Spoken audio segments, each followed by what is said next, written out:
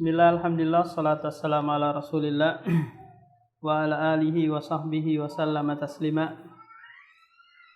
Insyaallah pada kesempatan yang berbahagia ini kita akan membahas salah satu cabang ilmu syariat, yaitu ilmu al-wasilah, ilmu yang mengantarkan kepada kita bisa membaca, kita bisa memahami Al-Quran dan hadis, karena Al-Quran dan hadis diturunkan dengan berbahasa Arab.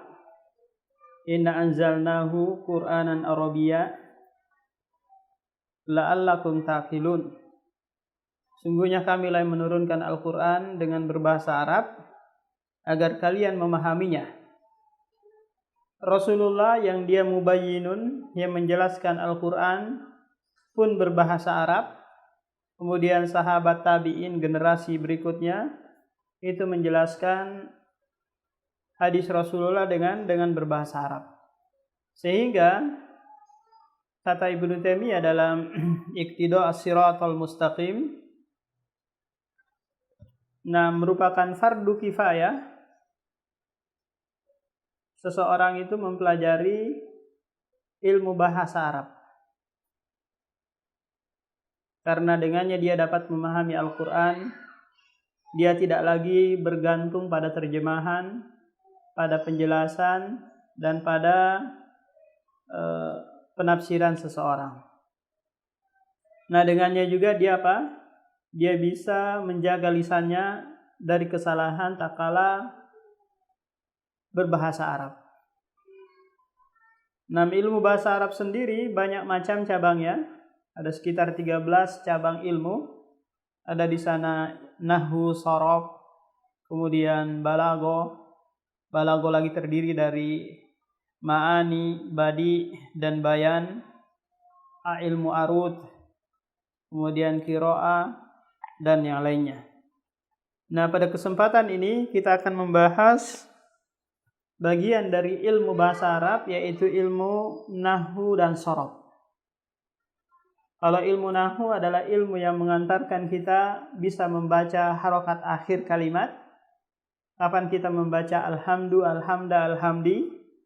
Sementara ilmu sharaf adalah ilmu yang dengannya kita bisa membangun kalimat dan bisa membaca juga awal dan tengah kata dalam bahasa Arab.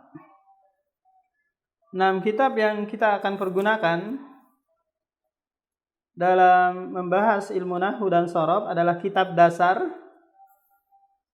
yang ditulis oleh Abu Abdillah Jamaluddin Muhammad bin Abdullah bin Muhammad ibnu Malik At-Ta'i Al-Ja'i Al-Andalusi summa Dimashqi. Yang terkenal dengan apa? Dengan Ibnu Malik. Sebenarnya Ibnu Malik ini adalah nama salah satu ajdadihi, kakeknya. Karena kemasyhurannya dia menyandarkan dirinya ke sana, Ibnu Malik.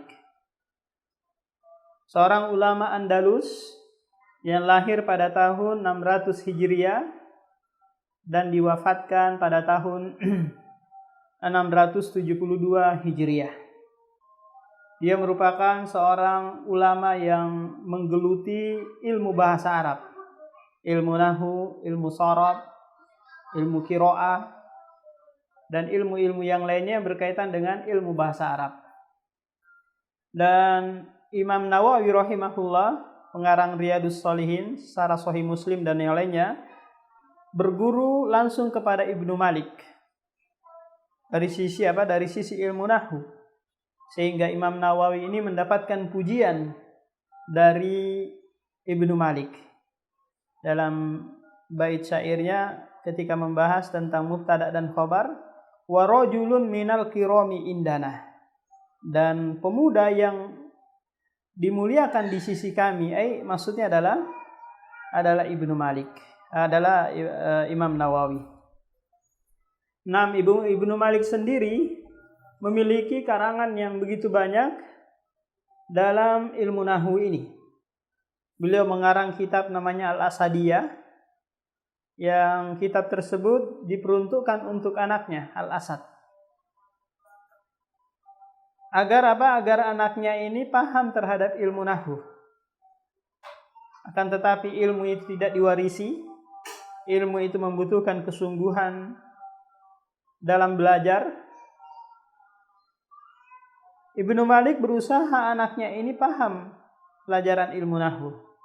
Nah, setelah itu dikarang lagi kitab-kitab yang lain seperti Alfiyah ini, Alfiyah Ibnu Malik, yang jumlahnya 1000 bait syair. Dan Alfiyah ini merupakan mukhtasar, ringkasan dari kitab Al-Kafiyatu Asy-Syafiyah. Al-Kafiyah Asy-Syafiyah ini dikarang juga oleh Ibnu Malik sendiri, yang jumlah baitnya 2750 bait. Beliau ringkaskan untuk anaknya ini, agar dia memahami kaidah-kaidah dalam bahasa Arab. Kemudian Ibnu Malik tidak mensyarahnya, karena ini kitab dasar untuk pemula. Akan tetapi muncul ulama-ulama di antara anaknya Badaruddin mensyarahnya, kemudian Asyamuni, kemudian Ibnu Aqil mensyarah, menjelaskan lafaz-lafaz yang disebutkan oleh Ibnu Malik ini. Akan tetapi Ibnu Malik sendiri mensyarah langsung kitab Al-Kafiyahnya, Al-Kafiyatus Syafiyah. Nah, ini yang perlu untuk dijelaskan.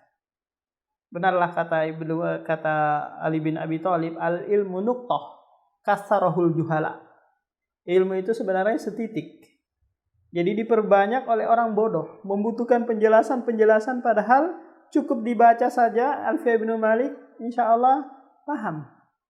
Tapi karena kasratul juhala, do'ful himma, lemahnya kesungguhan, sehingga apa? Sehingga dianggap besar yang kecil. Kitab yang kecil dianggap besar. Julumiyah yang seharusnya beberapa hari bisa selesai dan bisa dipahami, ini bertahun-tahun nggak paham-paham. Apalagi kitab-kitab yang lain yang dibawa Alfiyah Ibnu Malik seperti kitab Mutammimah al-Ajrumiyah, kemudian Qatrun Nada, kemudian Al-Mulakhas Qaidatul Lugha. Ini kitab-kitab yang dibawa Alfiyah Ibnu Malik. Nah, kitab yang paling kecil saja kita nggak lulus, nggak selesai, bagaimana kita bisa pelajari kitab-kitab yang lain? Karena tadi do'ful himma, lemahnya kesungguhan, dan kastarul juhala. Nah, jadi ini adalah kitab dasar, bagus sekali dipelajari bagi pemula, dan insya Allah kita juga menjelaskannya nanti tidak tawassu, tidak begitu lebar, tidak begitu memanjang pembahasannya, cukup istilahnya apa? Fakul ibarah, mengungkap ibarah yang disebutkan oleh Ibnu Malik dalam Alfiyahnya ini. Jadi Ibnu Malik itu banyak sekali karangannya dalam ilmu nahwu, Alfiyah. Kemudian Ibnu Malik mengarang lagi kitab namanya Umdatul Hafidh wa Uddatul Lafidh. Kemudian setelah itu ada lagi karangannya namanya Ikmalul Umdah, penyempurna dari kitab Umdah ini. Ini kitab yang bentuknya nasr. Kemudian beliau mengarang lagi kitab namanya Al-Kafiyah Syafiyah. Kemudian ada kitab lagi yang namanya Tashilul Fawaid wa Takmilul Maqasid. Ini merupakan kitab yang terbesar dan belum sempat diselesaikan oleh Ibnu Malik sehingga beliau keburu wafat. Nah, di dalamnya beliau sebutkan aqwal baina al-ulama'i al-madhab baina al-Basra wal Kufi. Nah, kita langsung masuk saja dalam pembahasan kitab Alfiyah Ibnu Malik ini.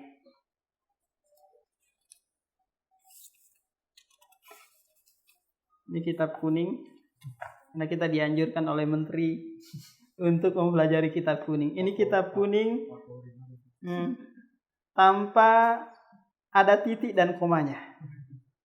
Kenapa? Karena harganya murah, 15.000 saja. Jika mondok dulu, belinya kitab yang murah-murah. Qala Muhammadun huwa ibnu Maliki ahmadu rabbiyallaha khaira maliki musalliyan ala nabiyil mustafa wa alihil mustakmilina syarafa wa asta'inullaha fi alfiyah maqasidun nahwi biha mahwiyah tuqarribul aqsa bilafdi mujazi wa tabsutul badla biwa'din munjazi wa taqtadi ridon bi ghairi sukhtin fa'iqatan alfiyata ibnu mu'ti wa huwa bisabqin haizun tafdila mustaujibun sana'iyal jamila wallahu yakdi bihibatin wafira li walahu fi darajatil akhirah. Dalam bait-bait ini penulis membawakan muqaddimah dan menyebutkan mumayyizat kitab ini, yaitu kelebihan-kelebihan kitab Alfiyah ini. Kata penulis, qala Muhammadun huwa ibnu Malik, berkata Muhammad, dia adalah Ibnu Malik, putra dari Malik. Sudah kita sebutkan bahwa namanya adalah Abu Abdillah Jamaluddin Muhammad bin Abdillah bin Muhammad bin Malik. Ahmadu Rabbi Allah, aku memuji Rabbku yaitu Allah. Khairu maliki, sebaik-baik raja. Musalliyan, dalam keadaan berselawat kepada Nabi al-Mustafa al-Mukhtar yang terpilih, wa alihil mustakmilina, keluarganya yang sempurna kemuliaannya, wa asta'inullaha fi alfiyah, dan aku memohon kepada Allah pertolongan dalam menulis alfiyah ini, yaitu kitab nahwu dan sorof yang berisikan 1000 bait, 1002 bait. Maqasidin nahwi biha, ini keutamaan yang pertama pada kitab ini atau mumayyizatnya, yaitu apa? Maqasidun nahwi biha mahwiyah, maksud dari ilmu nahwu mahwiyatun biha, terkumpul di dalamnya. Jadi antum mempelajari kitab ini sempurna dalam mempelajarinya dari awal hingga akhir, maka setelah itu antum bisa membuka kajian kitab-kitab yang lain, bisa menjelaskan kitab-kitab yang lain seperti Mutammim ala Jurumiyah, apalagi kitab Mukhtarat, Mulakhas Qaidatul Lughah, kemudian kitab Qatrun Nada. Dengan cukup mempelajari ini. Kitab dasar tapi meliputi seluruh pembahasan ilmu nahwu. Tuqarribul aqsa bilafdin mujazi. Ini keutamaan yang kedua dari kitab ini, yaitu tuqarribul aqsa, mendekatkan yang jauh dengan lafaz yang ringkas. Dengan lafaz yang ringkas yang dibawakan oleh penulis itu terkandung makna yang luas. Makna yang luas. Sehingga apa? Sehingga butuh kita fakul ibarah, mengungkap ibarah yang disebutkan oleh penulis. Betapa banyak nanti penulis mendatangkan lafaz-lafaz yang ringkas tapi itu maknanya luas. Wa tabsutul badla biwa'din mujazi. Dan kitab ini juga tabsutu, ini keutamaan yang ketiga, membentangkan pemberian, yaitu memberikan makna yang luas. Biwa'din mujazi, dengan janji yang cepat. Ini keutamaan yang ketiga. Keutamaan yang keempat nanti akan disebutkan, wa taqtadi ridon bi ghairi sukhti. Tapi si pembaca itu harus membutuhkan keridohan. Jangan sulit, enggak mau lagi belajar, tinggalkan. Enggak, butuh kesabaran dan keridohan dalam mempelajarinya. Karena ilmu itu sakil, berat. Jadi tidak dipikul oleh orang-orang yang memiliki semangat yang rendah, oleh orang-orang yang memiliki semangat panas-panas tai ayam istilahnya. Semangat di depan, setelah itu kendor, lantas meninggalkannya. Tanpa bigoiri suhtin, tanpa ada kemarahan. Karena fa'iqatan Alfiyah ibnu Mu'ti. Karena kitab ini menandingi kitabnya Alfiyah ibnu Mu'ti. Ini Ibnu Mu'ti seorang ulama dalam ilmu nahwu yang dia memiliki karangan juga namanya Alfiyah. Alfiyah Ibnu Mu'ti. Ini Alfiyah Ibnu Malik. Kemudian setelah itu Imam As-Suyuti meringkas kitab Alfiyah ini menjadi 600 bait, kemudian dia tambahkan lagi 400 bait yang dia sebutkan di dalam kitabnya Fa'iqatan Alfiyah Ibnu Malik. Itu apa? Menandingi kitabnya Alfiyah Ibnu Malik gitu. Memang sukanya Suyuti seperti itu. Ketika mengarang kitab Alfiyah dalam Mustalahul Hadis, dia katakan Fa'iqatan Alfiyat al-Iraqi. Kitab hadisku ini menandingi Alfiyahnya al-Iraqi. Nah, ini 4 keutamaan dari kitab ini. Wa huwa bisabakun haizun tafdila mustaujibun sana'iyal jamila. Akan tetapi meskipun kitab saya dibandingkan kitabnya Ibnu Mu'ti lebih bagus, akan tetapi fadlus sabaki, dia itu lebih dahulu, yang mengharuskan keutamaan baginya. Lihat, fadlus sabaki ini tidak bisa ditandingi. Contoh, Ustadz Abdul Rahman lebih dahulu berdakwah, lebih dahulu menjadi ustadz. Meskipun ustadz setelahnya lebih alim, lebih luas keilmuannya, maka keutamaan fadlus sabaki dimiliki oleh Ustadz Abdul Rahman. Nah, ini tidak bisa ditandingi. Demikian juga para sahabat, wasabiqunal awwalun. Fadlus sabaki ini susah ditandingi oleh orang-orang belakangan. Nah, ini menunjukkan apa? Tawadu Ibnu Malik. Meskipun dia sebutkan bahwa kitabnya lebih utama, akan tetapi fadlus sabaki itu tidak bisa ditandingi. Mustaujibun sana'iyal jamila, yang mengharuskan bagiku sana'ul jamil, yaitu pujian yang indah untuknya. Kemudian setelah itu Ibnu Malik mendoakan wallahu yaqdi bihibatin wafira li walahu fi darajatil akhirah. Semoga Allah memberikan hibah, pemberian yang wafir, yang luas, li bagiku dan baginya Ibnu Mu'ti fi darajatil akhirah, yaitu kedudukan di akhirat kelak, yaitu surga Allah Subhanahu wa taala. Nah, jadi 7 bait ini merupakan muqaddimah dari penulis. Kita langsung masuk saja. Al-kalamu wa ma yata'allafu minhu, kalam dan apa yang tersusun darinya. Jadi perlu diperhatikan bahwa kalam dalam ilmu bahasa Arab itu tersusun dari beberapa kalimat.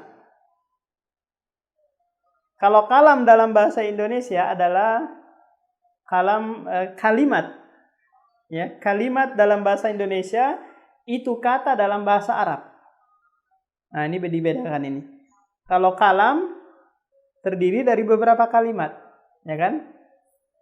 Kalau kalam dalam kalimat dalam bahasa Indonesia itu terdiri dari beberapa kata.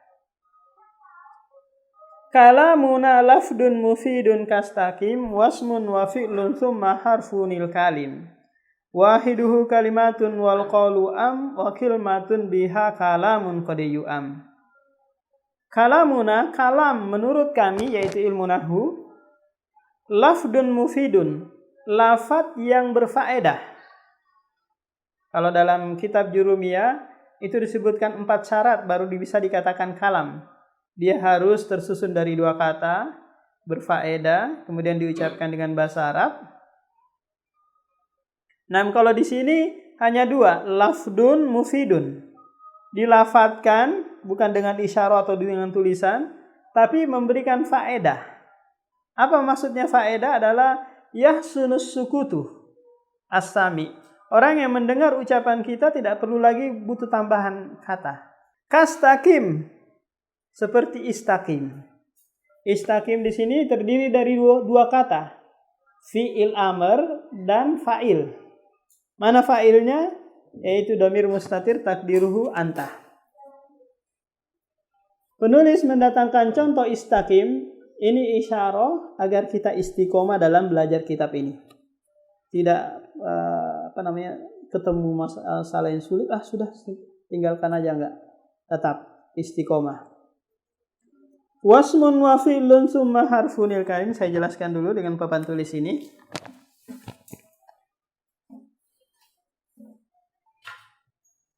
Jadi al-kalam, al-kalamu, al-kalam itu adalah lafdun mufidun murakkabun min kalimataini fa aksar. Kalimataini fa aksar. Kalam adalah lafaz yang berfaedah tersusun dari 2 kata atau lebih. Contohnya adalah Muhammadun qaimun. Nah, ini apa? Atau qoma Muhammadun. Qoma Muhammadun. Maka ini adalah kalam. Kenapa? Pertama dilafadzkan, yang kedua berfaedah. Ketika orang mendengarkannya, orang paham apa yang kita ucapkan. Yang ketiga tersusun dari 2 kata atau lebih. Bisa ditambahkan qoma Muhammadun min majlisihi, dari tempat duduknya. Ini kalam. Kemudian al-kalim,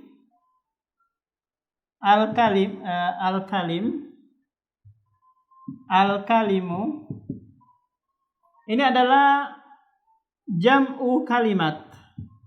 Jam'u al-kalimat. Jamak dari kalimat. Yang dia dikatakan kalim kalau satu mufidun, lafdun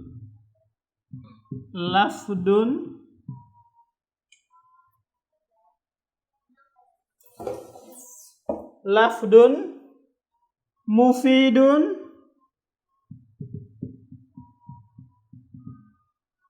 au ghairu mufidin.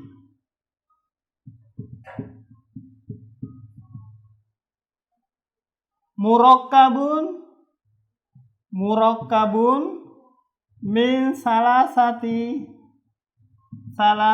kalimatin. Fi'il, isim, wa harfun.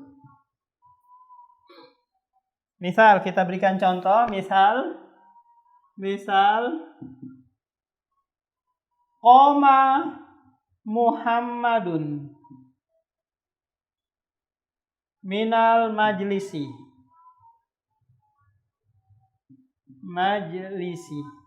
Atau in qoma Muhammadun. In qoma Muhammadun. Coba perhatikan ini. Kalimu itu adalah jamak dari kalimat.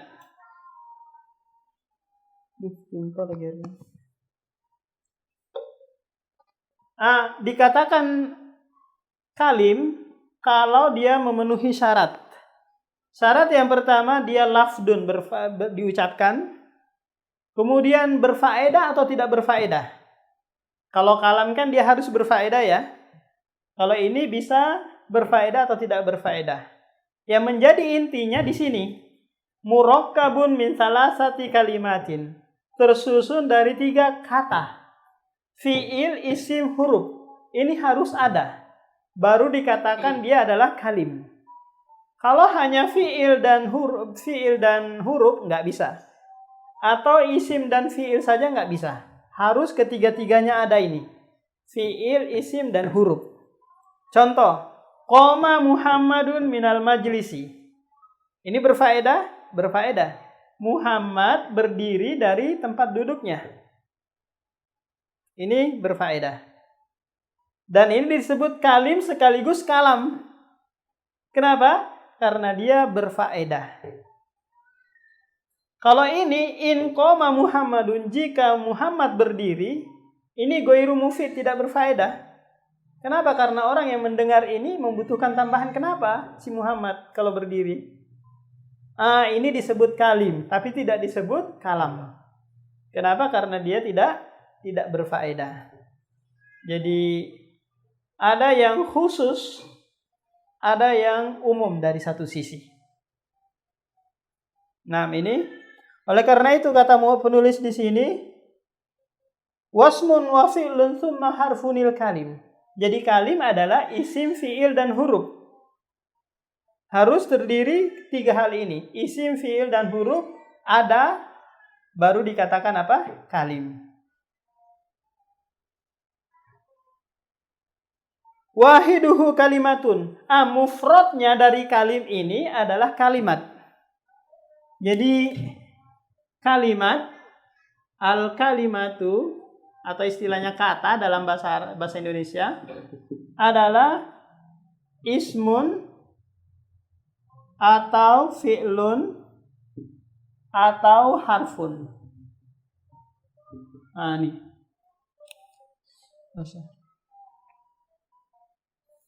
Jadi kalimat itu adalah isim kalimat, fi'il kalimat, harfun kalimat. Jadi kalam tidak bisa disebut kalimat, kalam tidak bisa disebut kalimat, kalam bisa disebut kalimat, kalimat bisa disebut kalam jika berfaedah.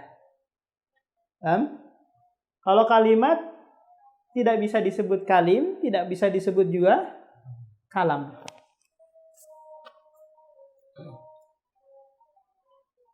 Nah, demikian kita lanjutkan lagi dalam pertemuan berikutnya. Subhanakallah wa bihamdika, asyhadu an la ilaha illa anta, astaghfiruka wa atubu ilaik.